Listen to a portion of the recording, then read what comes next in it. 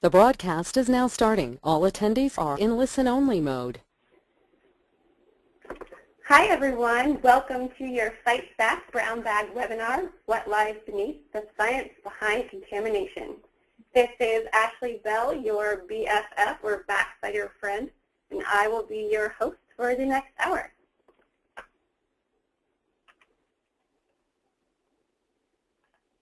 We are the Partnership for Food Safety Education, and we deliver messaging and resources to support consumers in their efforts to reduce the risk of foodborne illness. We would like to thank our contributing partners, Cargill, FMI Foundation, the Grocery Manufacturers Association, NSF International, and the Produce Marketing Association for making today's webinar possible. Some housekeeping items. Your continuing education certificates are available at Team Food Safety. You can just go to the Resources tab and navigate down to Presentations. And I will also be sending a follow-up email with direct links to everything so you have it all in one place. We will be launching a survey when the webinar is over, so please take that. It will help us keep planning webinars that are useful to you and content that you like. And thank you for joining us today to learn all about contamination and for the work that you do. So as most of you probably know, it's National Food Safety Education Month. So we know you are probably planning a lot of special events, so we wanted to take a moment to ask you. So we're going to do a quick poll, and the question is, are you planning special consumer outreach for National Food Safety Education Month, yes or no? So I will launch this poll and give you a few minutes to answer it.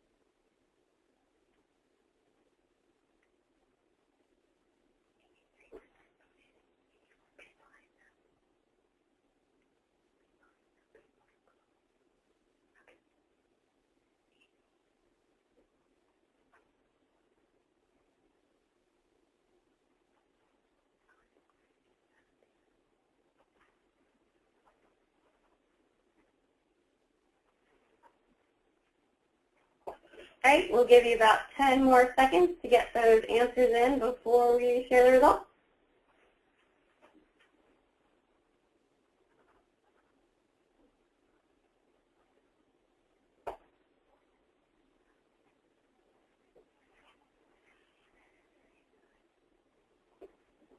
All right, so it looks like, can't really see my screen. There we go. Looks like 30% of you are planning special events, 70% of you are not. But maybe that's because you do food safety education all year round. So, moving on, for those of you who are planning something special, we have a slide that will come up any second now. We wanted to remind you of resources we have for you to use if you are planning something for Food Safety Education Month. And maybe for those of you who aren't, maybe you can use these and plan something pretty fast. If you work with kids, we have our youth campaign materials available to you. This includes educational materials from the Fight Back at Picnic Park campaign, and also some really fun games like Perfect Picnic and Back Blaster. If you haven't played any of these games personally, you should, because they're also fun for adults. You can get those at fightback.org and just go to the For Kids menu and everything will come up. We also have our newest campaign, Produce Pro. There's a lot of resources included in this campaign, including brochures, presentations, and even social media assets that you can just copy and paste. So that would be a really quick way to do some outreach in September. You can get that at fightback.org, campaigns and produce handling.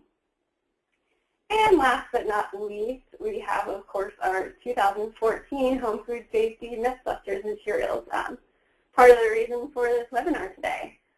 We will have everything up on the website on Tuesday, so watch your inboxes for those materials, and they'll include 4 myths and 4 facts. And now we're going to give you a preview. Shelley Feist, the Executive Director of the Partnership, is going to walk you through this year's myths and facts. Thanks, Ashley, and thanks to all of you backfighters from around the country who are with us today, eager to learn more from some leading scientists about contamination and food safety.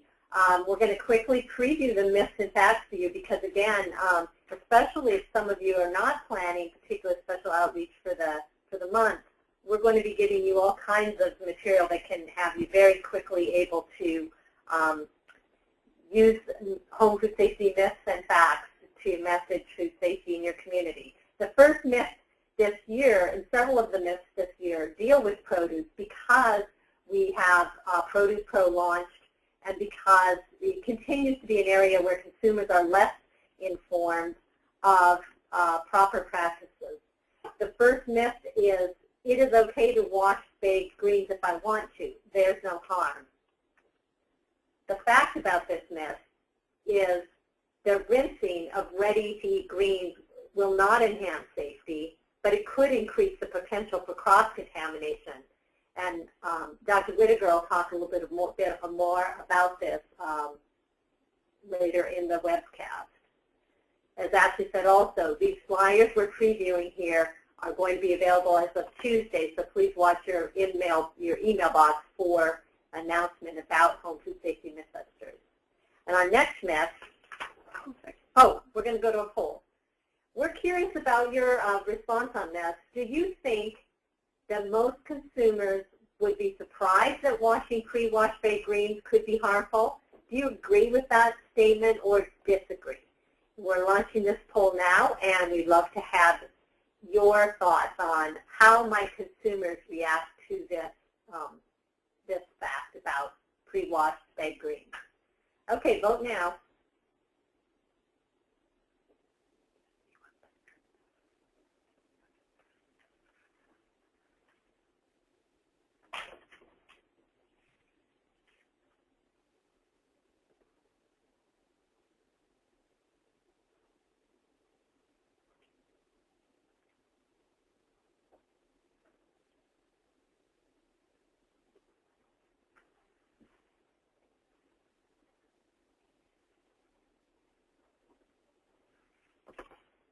Okay, we'll give you another 10 seconds to vote so we can get your thoughts. Please vote now. Or respond to the poll, I should say.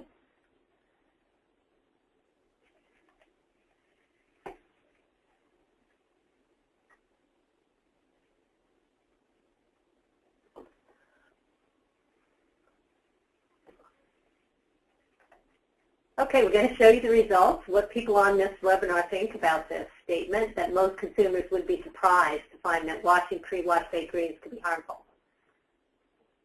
Looks like 93% of you agree with that consumers would be surprised. So hence, you can see the challenge in reaching out to consumers about this message and how you can be helpful with that. On our next myth, our next home food safety myth for 2014 is cross-contamination doesn't happen in the refrigerator. It's too cold in there for germs to survive. The fact on this is that some bacteria can survive and even grow in cool, moist environments like the refrigerator. In fact, Listeria monocytogenes grows at temperatures as low as 35.6 degrees Fahrenheit. And Dr. Donofrio is going to talk a little bit more about that fact in the refrigerator and how bacteria can grow there. Our next myth is again about produce. It's only important to rinse fresh fruits and vegetables for safety. I don't need to dry them too.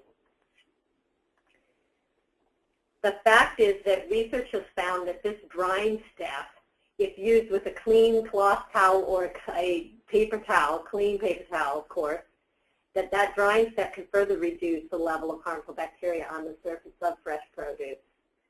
And Dr. Whitaker will talk a little bit more about that. And then our number 4 myth is, I don't need to rinse this melon for safety. The part I eat is on the inside. This seems logical, right? You don't need to rinse the outside. You're not eating that. But the fact is that there are many ways for pathogens on the outside of a melon, or any produce for that matter, but melons are a particular issue. There are many ways for the pathogens on the outside of the melon to contaminate the edible portion. And the fact gets into more detail for consumers about how that might occur. So I want to thank you very much for being with us, and please look in your email box for Home Food Safety Mythbusters announcements. You're free to use any of this stuff free. Use it to reach out to the media and reach out to consumers, and retailers use it to reach out to your customers. So make sure you sign up for our email list at fightback.org if you're not on it now. Ashley? Thank you, Shelley. So now that we've previewed our myths and facts, we can get into the content of the webinar. Today you're going to learn all about contamination of surfaces, produce, and about a recent germ study that NSF International conducted. So now let's meet today's speakers. We have Dr. Bob Whitaker, who is the Chief Science and Technology Officer at the Produce Marketing Association, and Dr. Robert Donofrio, who is the Director of the Applied Research Center at NSF International. We're going to start out with Dr. Whitaker. So when you're ready, Dr. Whitaker, you can take it away. All right. Well, thank you very much, and thank you, Ashley and Shelley, for asking me to join you today. We're going to go back and look at some of the myths that Shelley just reviewed, and look a little bit at some of the science that lies behind that, albeit that a lot of the science that's been developed in the last few years probably originates more in a commercial processing, commercial growing environment as opposed to a preparation area. But I think there's trends here, and there are lessons that we can certainly take home and apply to preparation of foods as well. So the first myth is it's okay to wash bagged greens if I want to. There's no harm, and as has already been indicated, the fact is that washing ready-to-eat greens really does not enhance food safety.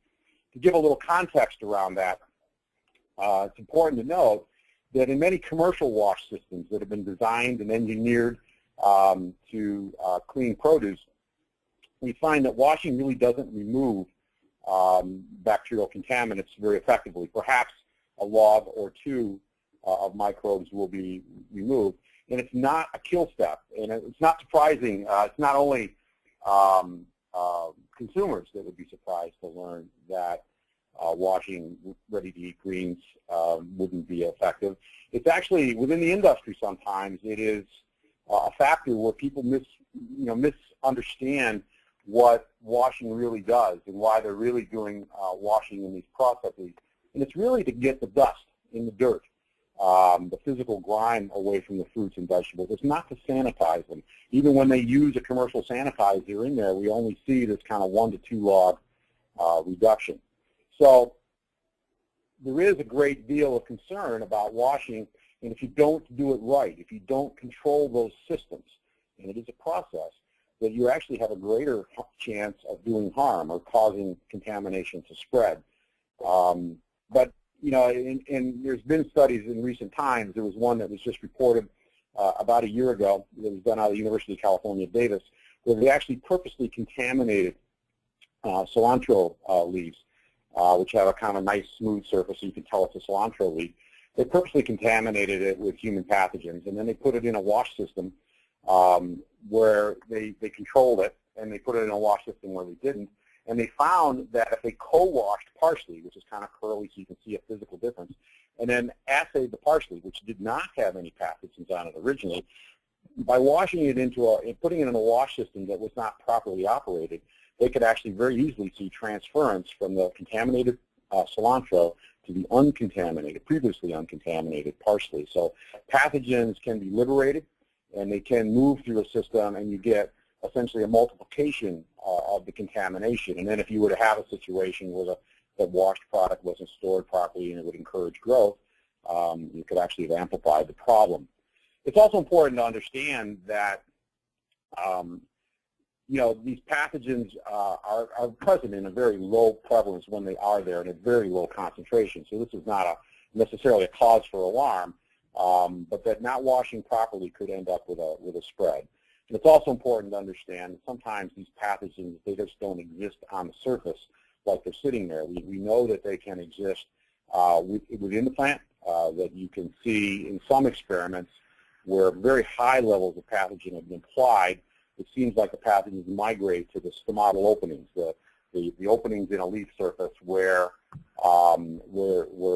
respiration takes place in the plant. Normally, you've got these kind of craters, and that some of these bacteria can indeed get down in there and would not necessarily be affected if you were doing a surface wash. Now, again, the caution there is that when these experiments have been done, they've been done with very, very high levels of bacteria that we don't normally see in nature. So again, it's not something that is probably a high priority on the list to be concerned about, but it is possible. And so, washing again wouldn't be expected to alleviate that, but a washing treatment might free some of those. And the other thing, these organisms don't exist by themselves. They exist in biofilm communities, very complex communities. It serves to adhere these organisms down flat, and it binds them to the surface of the plant. So a simple wash process is not alone expected to free them up and to remove them from the surface of the plant. So with all of these kind of mitigating factors, the truth is that without a lot of expertise and without a lot of pre-preparation in home, it's better just not to wash them if they're labeled ready to eat. Next slide, please. The next myth on the list here is it's only important to rinse fresh fruits and vegetables for safety. I don't have to dry them too.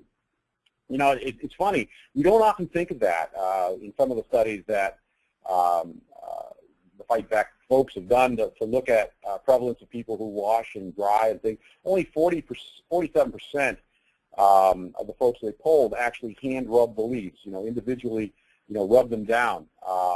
And even more, I think it was 15 or 18%, soak and shake the product. So soak it in water and then shake it out. And these are particularly dangerous practices because in soaking, again, you're just cross-contaminating things that are there. There's no agitation at all.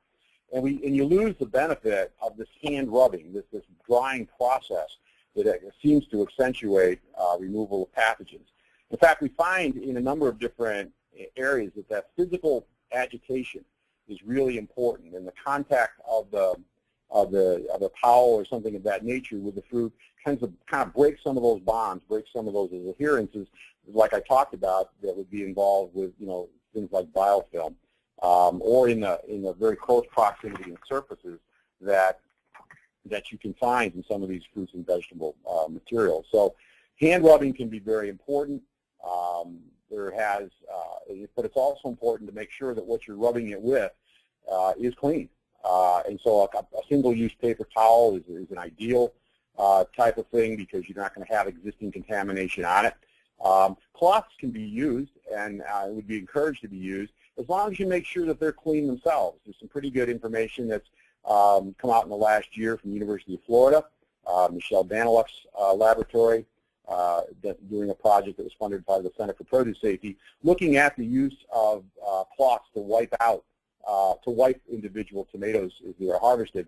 And of course, the finding was that over time, especially if those cloths become damp, they themselves can be a source of contamination and simply move it on to subsequent tomatoes. So what might have been a minor contamination on a single piece of fruit amongst millions being harvested now can be moved on to additional pieces of fruits over the course of time if you're not making sure that what you're wiping the fruit down with is indeed clean. There's also been some concepts that further highlight the importance of doing a physical agitation. There have been some work done on using commercial wash systems where just using the water and the sanitizers I described earlier might knock off a log of bacteria, a 10-fold decrease in other words. But if you combine that with an agitation process, maybe some kind of brush roller or something of that nature that kind of roughs that surface up a little bit in addition to the water and maybe a commercial sanitizer, that reduction is more like 1,000-fold or 3 logs. And that's been shown, and again, some more work that's been done out of the University of Florida. So it's really important. I mean, I think anything where you can combine some type of physical agitation with a wash process can be helpful, and drying certainly can do that. The other thing that drying accomplishes is it removes from the surface of the fruit or vegetable a source of moisture. And bacteria, in particular produce, pathogens and things of that nature, need a source of moisture in order to provide growth. And so if you can keep them dry after a wash process and make sure you're effectively drying them, that you can actually impact the ability of those organisms to grow. So that would be important for consumers as they wash product and maybe not use it right away, but to make sure they give it a good drying so that it doesn't sit in a refrigerator or on a kitchen shelf or a kitchen counter. It's removing that opportunity for whatever populations might be there to grow or expand as it goes forward. Next slide, please. I don't need to rinse this melon for safety. The part I eat is on the inside, and Shelley pointed that out. And it certainly seems like that makes sense, right? If you think of something like a cantaloupe, you don't eat the rind. It's a hard exterior, and there's been some research done that shows that people kind of think of it that way too, that they're more likely to wash something like a strawberry or a tomato where you are indeed going to eat that exterior layer. So people kind of tend to think of it that way. But the truth of the matter is, none of these surfaces are smooth. It's easy to look at a cantaloupe and see the craters and the pits and the different gullies and things that are in there. But I guarantee you, if you look at a strawberry or a tomato or the surface of a leafy green under a microscope, that they look much the same way. It kind of looks like the surface of the Grand Canyon. You've got all these dips and valleys. And these pathogens are particularly adept at finding those hiding places. That's where they are. They're in there. So what you want to do is you want to be very careful about how you look at these things. Your mind can sometimes fool you. The other way you have to look at it, of course, is the way you prepare the fruit or vegetable that you're going to eat. So if you're looking at something like a cantaloupe, and while the outside of it is something you're not going to consume, if you take a knife and think about it and you cut from the outside to the inside, you, in effect, if there was a pathogen contamination there, and again, that's a fairly low-frequency event, but if it was there, you're essentially dragging whatever on the outside, through that rind, down into the sweet flesh where you've got a lot of sugar and nutrition. And it's now present there. That in itself may not be so important, but if you don't eat all of that cantaloupe and you put it back in your refrigerator, you're not looking at proper handling conditions, or you're not looking at proper temperature conditions in that refrigerator, you very well could see a case where now that bacteria, while it might have been at a very low level, can now has the right conditions to grow. It's got the moisture and the nutrients and things there. So simply the process of preparing that fruit or vegetable by using a knife could essentially expose bacteria that might have been on that outside now to the inside. So it's important to think about that sort of thing as you go forward. The other thing is that I would caution you all against, as you look at some of these things, with any of these contamination or washing type experiments, is to look at this experimental protocol really hard. You're all faced with a lot of science that you have to look at on a daily basis to understand what that might mean. A lot of inoculation studies are done with extremely high levels of bacteria. And they're also done in a situation where maybe it's inoculated and you allow it to dry for 10 minutes. And that doesn't really reflect what natural contaminations can look like, where you have a chance to build up these adherences, form these biofilms, and kind of come embedded or migrate to certain spots on terms of fruits and vegetables. So, look at these things and be careful not to be fooled by things that might work, washes and rinses and things of that nature that might not work too well when they're really put in against natural contamination versus something that doesn't have to, it's not there all the time. It also tells us to be very careful about our tools, to make sure that anything we do cut with, anything we do slice with or peel, make sure those are clean. It's really important. I talked about the commercial systems that are being used now and how brushes really work very well to help loosen up things. But it's also important to recognize that even in a commercial system, those brushes over time, if those tools are not maintained properly, they themselves can become a source of contamination. And so then subsequent product can be contaminated. So as you look at these things, it's important to treat them carefully. Remember, you're going to be handling these, so even if you're not going to eat the outside, if you're handling it and then preparing food further, your hand itself might become the transfer agent in further contamination or cross-contamination. Next slide, please. And I think this is the last one. I was asked just to maybe talk a little bit about some other things that that might stick out from the brochures and things that the Fight Back folks have. And one of the things I'm reminded of is that sometimes our best food safety tools are indeed our eyes and our noses. What we look at and what we think sometimes are really very effective in protecting us against potential food safety issues. So removing stems and outer leaves and dirt and things of those nature simply makes sense to us. We know that bacteria can actually hide under stems that might be attached to fruits. We've certainly seen data out of the University of Massachusetts that shows that on even cartons or storage bins, if there are some dirt there, the bacteria will actually put themselves in those positions. They're actually there and they're protected from dehydration, from UV light, and things of that nature, so that they're now available to be transferred onto fruits. So again, as you look at fruits and you're going to prepare them, you want to make sure that you removed any dirt or outer leaves and things of that nature. The outer leaves, obviously in a green or something of that nature, are those leaves that are most exposed to the environment. So taking them off is a very simple way to help reduce the opportunity that you'll be involved with a pathogen situation. Inspect the fruits and vegetables carefully. Damaged areas where you have leakage of basically the internal parts of a fruit or a vegetable is extremely important. Those internal juices, if you will, contain sugars and nitrogen sources and all of the ingredients that the pathogens need to grow. And so instead of having perhaps, again, a low-level contamination that may not represent a public health issue, now you've given it the nutrition and things that it needs. And so if there are subsequent mishandlings along the way in terms of temperatures and things of that nature or moisture levels, the organisms have the capacity to grow and become a dose that would indeed represent a public health issue. So simple inspection of fruits and vegetables, looking for bruised areas that have found themselves to the outside where you have those things available. Looking at areas where there's been rot, perhaps even plant pathogens that have created an entryway, if you will, for infection by human pathogens is important to look at. There's been data out of Trevor Suslow's lab in the University of California at Davis where they've looked at cantaloupes and where fungal pathogens of the cantaloupe, just normal fungal pathogens, create channels where bacteria can find their way from the outside of the fruit to the inside of the fruit. And so it's an important thing to keep in mind. And then lastly, make sure you keep things cold. One of the best tools we have is simply controlling temperature. Certainly there's guidance given in a lot of the Fight Back materials about keeping fruits and vegetables cold and using them within a couple of hours. And that's a very important weapon as we look to combat food safety issues with fruits and vegetables.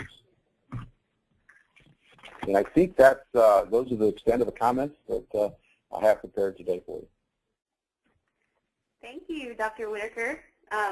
We can't hear our audience over webinar, but I'm sure they'd be applauding right now. So next we have Dr. Robert Donofrio, who again is the director of NSF's Applied Research Center. Yep, good afternoon, everybody, and thanks again to Ashley Shelley for the invite to speak with everybody over lunch, and what a pertinent topic this is. So enjoy your lunches as we talk about hot spots in your kitchen area where you may have prepared your food from. So a little bit of background.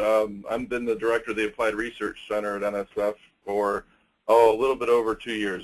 It was brought online about 2 years ago out of our need and collaboration with a number of universities. And NSF International, for those that don't know, are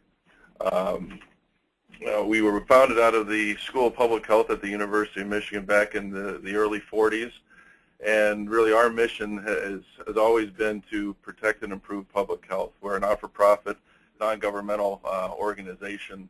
And really at the very beginning, our roots were started in the food service and equipment program, looking at restaurant equipment. There were no standards at that time, so we were asked to formulate cleanability and design standards for those pieces of equipment. We've matured over the years to 6 different main business areas, from water safety to healthcare to sustainability. But one of our newest programs that we're offering right now is on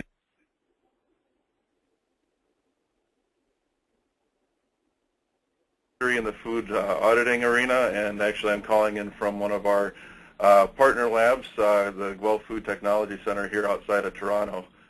So it's we have, like I said, a rich history and a lot of technical experts in the food safety arena.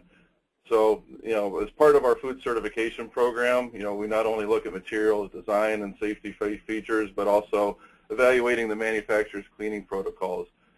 Really, that's where the daily maintenance.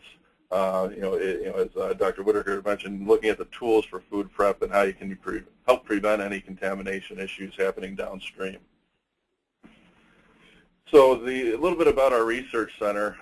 As I mentioned, we were formed about 2 years ago, and we were really looking to partner and reestablish our roots with university researchers and some of the federal funded programs as well for food safety and water safety. So our group works quite a bit with academia, industry, and other regulatory bodies, and we were quite often asked to develop new methodologies, to play a part in validating new technologies, so whether it's new pathogen detection systems or coming up with studies on emerging pathogens and impact on public health.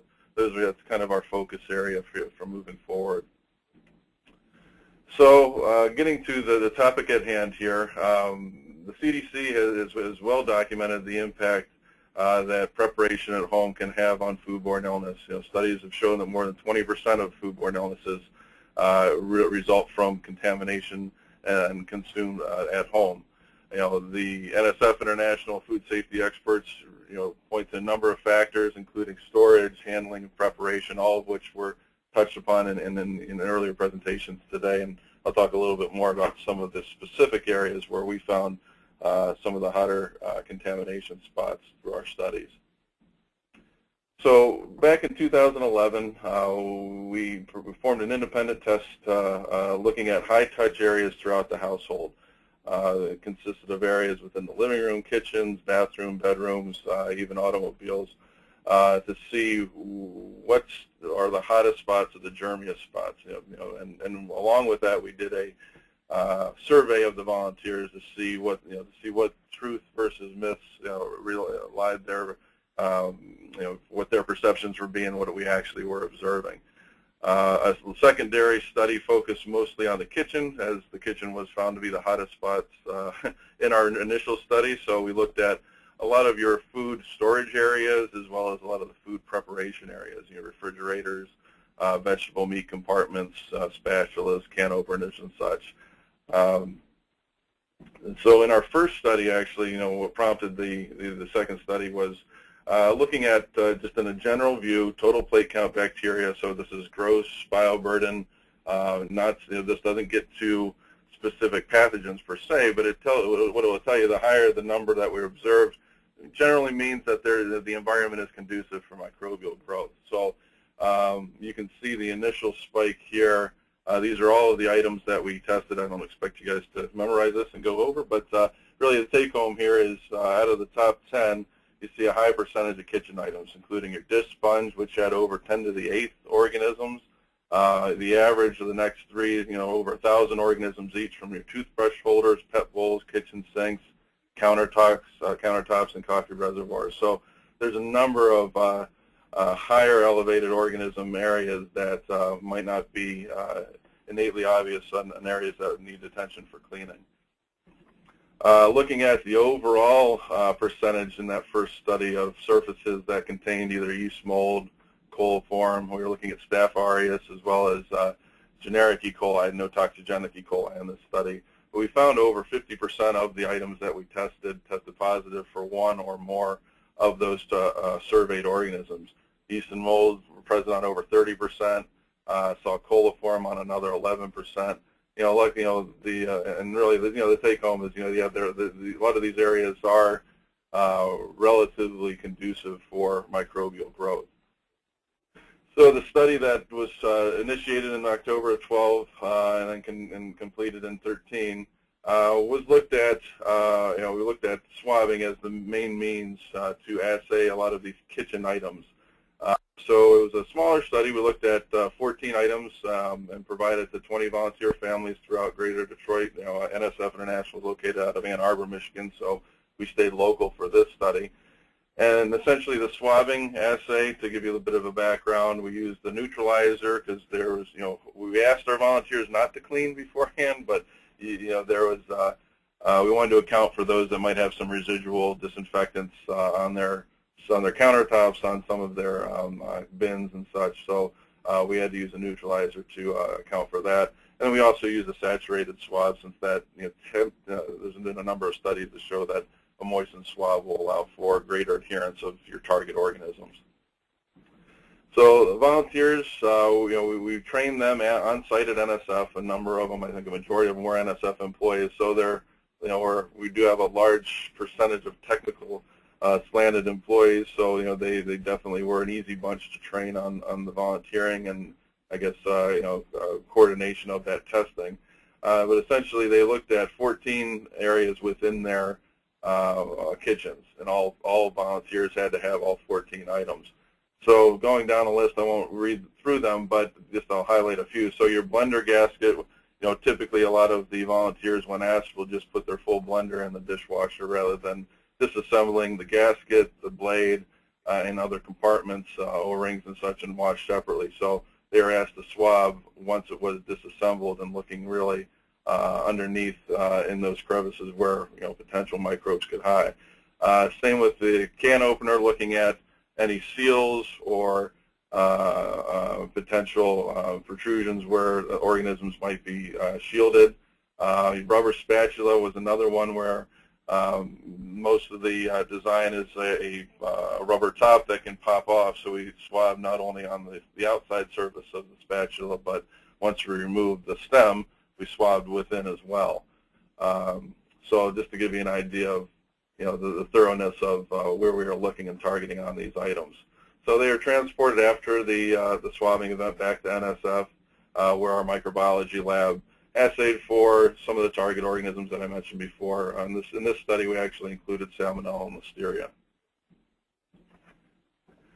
So the top areas that came, and the germiest areas per se, were we found a number of target organisms were in the refrigerator, your vegetable compartment, meat compartment, as well as some of the gaskets and seals on some of the food containers. So you think about how diligently or non-diligently you may scrub those areas out. Definitely can be a secondary source of contamination for any products that you're putting into there. Dr. Whitaker mentioned about the washing of the produce, which in our survey we found that a number of our volunteers did. But then again, if you're not drying or you're loosening up those organisms, it's a great source of residual contamination for other foods down the road. And then obviously, the rubber spatula is a big one as well. That was an eye-opener to a number of volunteers. So just looking at a summary of the findings here, the percent, if you just look at the base here, the percent of organisms testing positive, so over 30% of the items had E. coli. All of the items were found to have at least trace levels of yeast and mold. Salmonella present again in about the same ratio as the E. coli, and Listeria about half of that. But some of the areas, 95% of the refrigerator compartment, vegetable compartments had yeast and mold. We didn't mention the water dispenser, but that was another area where we saw a lot of biofilms forming. So I'll talk a little bit about those towards the end of the talk today. So the big take home on these is these were everyday items that come in direct contact with your food, especially the raw meat, poultry, seafood, and ready-to-eat food. So there are definitely risks for contaminating those sources, and should be just as not as a scare tactic here. That's not the purpose of this. We wanted to basically educate where are those items that are going to harbor a lot of these potential pathogens or contaminants, and maybe allow the user or consumer to be educated and include in their cleaning regimen going forward. So on the survey point of view, the volunteers were pretty close to what they actually perceived to the actual. The top 10 for what the volunteers thought versus what was actually saw. You see a lot of the same items. Obviously they thought the microwave and can opener might be higher than others, but what was actually realized was that we saw areas that like your refrigerator compartments definitely harbored the most and most diverse set of organisms, that, at least in our study. So going back to a point that Dr. Whitaker made, it's not enough to wash your produce. In fact, that could be potentially a source of contamination, but you definitely want to attend to cleaning the areas where they're stored, as well as the tools that are used to do that. And kind of a side note as well, to that UC Davis study, we work a lot with kind of novel consumer product companies that are looking at other ways of disinfecting produce or helping in the preparation side. And one of the projects that we recently completed was looking at a colander for straining and washing that emitted like an ozonated water rinse. So what we wanted to do is set up a control colander that was just your typical water and look at rinsing produce, strawberries, leafy greens that had either natural flora, or we contaminated them with salmonella, listeria, and E. coli. And Dr. Whitaker nailed it. We only saw, even in the most effective areas of the innate washing, was a 1 to 2 log reduction. So that it really does not have a significant impact on the removal of those. So it's mostly a dirt and brine cleaning step, but definitely something to keep in mind. Now, mind you, the ozonated colander worked very well, so that's good news for the customer on that side. Anyway, so going back to the study, a lot of the volunteers didn't identify the blender as a potential germy item, but essentially that was one of the higher spots too. Goes back to how a lot of them weren't disassembling it during their cleaning process. The water dispensers, as I mentioned before, could be a potential source of allergenic organisms. You had a lot of yeast and mold. At the very least, it could be an aesthetic issue for the water, looking at taste and potential odor of that distributed ice or potable water. And then also looking at some of the Tupperware type containers, the storage areas. That's another area that was one area that definitely needs to have attention paid to it. So I mentioned some of these in the lessons learned, and we can go through these separately. But really, the take-home point here is the bottom. Detailed cleaning instructions are available online at NSF International's website for a number of these tools and items. So I'd encourage you to take a look at our website and also adhere to the manufacturer's recommended cleaning protocols that come with those items, if there are. And then hammering this home, and in a majority of these situations, the healthy individual, these are going to be innocuous organisms. But when you get into situations such as young children or preparation of infant formula, or pregnant or elderly in the house, or immunocompromised, that's where you get a higher risk. And even though you might have a low concentration of those innate pathogens present, these individuals are kind of at a higher susceptibility rate or a higher risk factor associated with those populations. So if you do have those individuals in your household, definitely would bode well to pay more stringent attention to these areas that we studied. So the second part of the talk today, and I won't prolong this too long for you so you can get back to lunch, but we're talking about the survival in the refrigerator and some of the myths about the temperature. And as was stated earlier,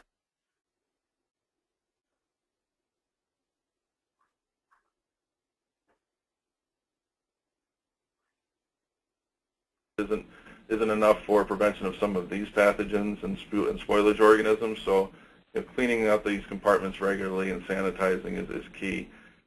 Storing food in contaminated storage containers could also, when you're using ice or tools that have high counts, could lead to enhanced spoilage of that food. And then obviously those that have allergies for yeast and mold, you could be susceptible to various allergic responses. Pathogens of survival, viruses, bacteria, well documented, can survive up to days, even weeks. Norovirus being one of them. That's a really persistent organism, and unfortunately also has a very low infectious dose. So that doesn't take a high number of those organisms to make an individual ill. So keeping that in mind, just be diligent where you have the food storage, where you have the food prep. And then also always, whenever you're preparing food, make sure you're washing your hands. The CDC is right on when they say that's the #1 contamination source of the food preparation. So thoroughly wash and scrub your hands with the soap for the physical activity and removal, for 20 seconds, and then cleaning and washing before any preparation. One of the neat offshoots of being a research lab is you can take the data and really dig into some of the other organisms that you're finding. And so a neat side project that we had, and I won't divulge which house it was and volunteer, but we actually found a new organism in a toothbrush holder that looks to be, after we studied it quite a bit and characterized it to be a potential opportunistic pathogen, actually. So this kind of goes to the area of cross-contamination, potentially a fecal organism in a bathroom, close, I think it was within a 3-foot radius of the toilet, so potentially could have been contaminated. The toothbrush holder could have been contaminated by the toilet, but essentially it looks like a new organism that has a high propensity for biofilm forming, but that was a side study that we had actually published and characterized this organism. But that leads kind of into the discussion of these organisms that can form these mucousy, sticky attachments that form what we call biofilm. And this overall is a nice slide presented by some of the colleagues at the Center for Biofilm Engineering at Montana State. But essentially what a biofilm is a group of organisms that will settle on the actual surface and then and form a community. And the community can be used for transfer of genetic material, transfer of nutrients, and in many cases, survival and enhanced resistance to disinfectants. So you can see some beautiful micrographs here of some of the individual organisms and the depth of the actual biofilm and the gradients throughout. But really, the issue, when we come to food preparation and resistance is, these biofilms can and have been known to harbor foodborne pathogens, and because of their thickness and the sticky mucousy layer that they may form, can be quite resistant to antibiotics, your cleaners, your disinfectants, and sanitizers. And this could be either due to the oxidation or the degradation of that cleaner as it tries to penetrate through, or just have issues with exposure and penetration issues. So really, when you're keeping in mind the areas that you could have a slimy or a biofilm layer on, a disinfectant spray and just static exposure isn't good enough. You really need to get a physical removal step incorporated to help liberate the biofilm and then disinfect afterwards. So key takeaways from the overall talk today, and I appreciate everybody's attention, is the warm, moist environments tend to be higher breeding grounds of microorganisms. In the kitchen, we found that the sponges and some of the novel areas you want to think the coffee reservoir, spatulas, and even some of your Tupperware seals and containers are higher areas of potential harboring for pathogens. They may not be included regularly in people's cleaning regimens, but they definitely should be considered. And then also, really be mindful of where biofilms can form and appropriate ways to attack those and help remediate those surfaces. So I believe that's my talk for the day. I appreciate everybody's attention and also the opportunity to speak with you. Thank you for that. I know I'm going to go home and clean my entire house now. All right, so now we have some time to take a few questions. So if you guys have questions for either of our speakers, please type them into your dashboard and we'll see how many we can get to.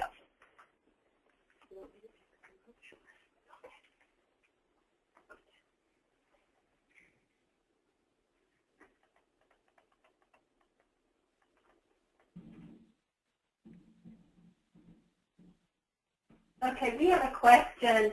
I guess I have maybe Dr. Whittaker answer this one. Okay.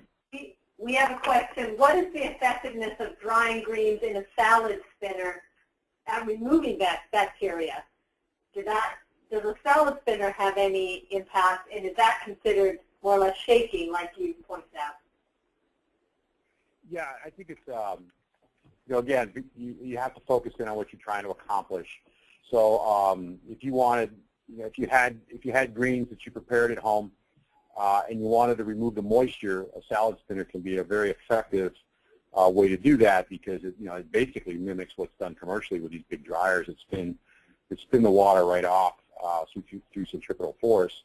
But again, if you're going to do that, you want to make sure that that salad spinner has been cleaned properly before you start. What you are going to miss, though, is that physical interaction, that rubbing that's so important. It kind of gives you that extra area of removal of potential pathogens if they were there. So as Dr. D'Onofrio mentioned, and I've talked about, these organisms are kind of stuck on there through these biofilms and in these little hidden crevices, and so you're going to miss that with a salad spinner. There's nothing to help remove them. You won't spin it fast enough to break those adhesions. So again, if you're just looking to remove moisture, fine, as long as you keep it clean. But if you want to get that extra level of precaution, then it probably wouldn't work as right.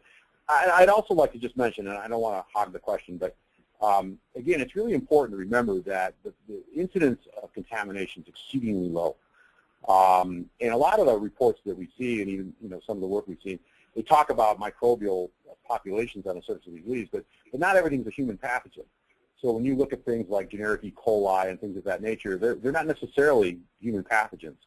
And certainly yeast and molds and things like that are not human pathogens. So while it's a good indicator of how these surfaces can build up, a great indicator how these surfaces can build up microorganisms, they're not necessarily representative of something that could be a public health issue. And there's a lot of issues around what actually makes some of these organisms cause illness and whether they would always cause illness. And so that's going to be an area of intense study, I suspect, over the next few years.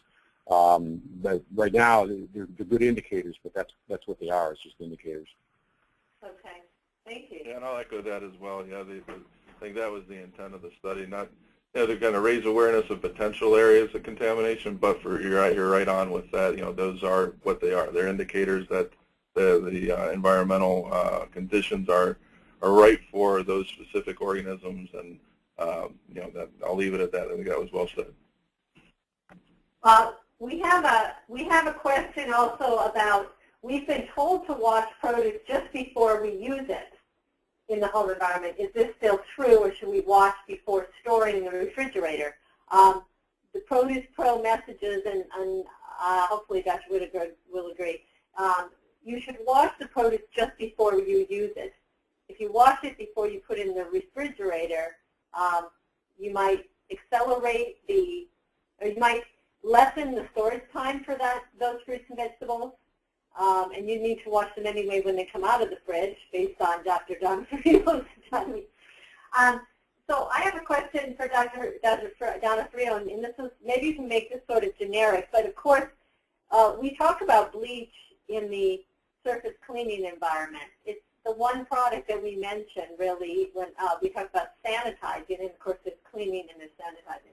But one of our participants today has asked about how useful is liquid bleach in disinfecting the kitchen, and maybe you could just comment on it quickly on a sort of, what are the pros of it, cons of it in the home environment? Well, I think it definitely is an active disinfectant. I think it all depends on how it's applied and if it's used per the manufacturer's recommendation. Once again, we found in talking to a lot of the volunteers and even doing a number of other environmental studies that individuals will tend to spray on and not wait the appropriate time that's recommended by the disinfectant manufacturer for the exposure. And then in a lot of cases too, they're looking at spraying a surface that might have some other organics on it. So it's important. I think in a general system, especially if you're using an effective disinfectant like bleach, to clean the surface, remove any of the physical contaminants that could compete or diminish the effectiveness of that cleaner, and then utilize it as it's intended by the manufacturer. Actually, if I can, just to add on to what Dr. D'Onofrio said, there's actually pretty good evidence now that if you use a sanitizer, an oxidizer, but don't use it correctly or don't permit enough time, as Dr. D'Onofrio indicated, the organisms actually can react to that, and they have something analogous almost to an immune system.